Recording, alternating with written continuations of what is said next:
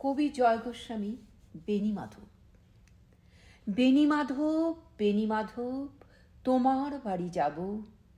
বেণীমাধব, তুমি কি আর আমার কথা ভাবো? বেণীমাধব, মোহনবাসী তমাল তরুমূলে বাজিয়েছিলে, আমি তখন মালতী স্কুলে ডেস্কে বসে অঙ্ক করি। ছোট্ট ক্লাস ঘর, বাইরে দিদিমণির পাশে দিদিমণির বর। আমি তখন নবম শ্রেণী, আমি তখন শাড়ি। আলাপ হলো বেণীমাধব সুলেখাদের বাড়ি।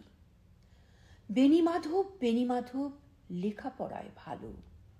শহর থেকে বেড়াতে এলে আমার রং কালো। তোমায় দেখে এক দৌড়ে পালিয়ে গেছি ঘরে বেণীমাধব। আমার বাবা দোকানে কাজ করে। গুঞ্জে অলি, গুঞ্জে তবু, ফুটেছে মঞ্জুরি। সন্ধেবেলা পড়তে বসে অঙ্কে ভুল করি। আমি তখন নবম শ্রেণী, আমি তখন 16। ব্রিজের ধারে বেণীমাধব লুকিয়ে দেখা হলো।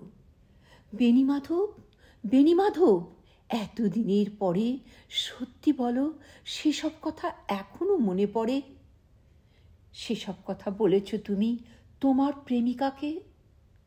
আমি কেবল একটি দিন তোমার পাশে তাকে দেখেছিলাম, আলোর নিচে, অপূর্ব সে আলো। স্বীকার করি দুজনকেই মানিয়েছিল ভালো।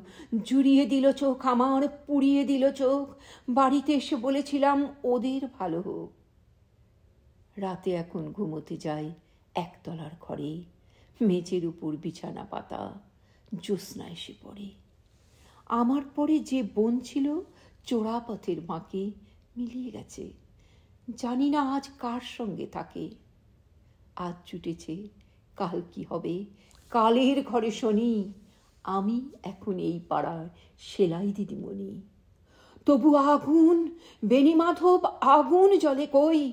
কেমন হবে আমিও যদি নষ্ট মেয়ে হই?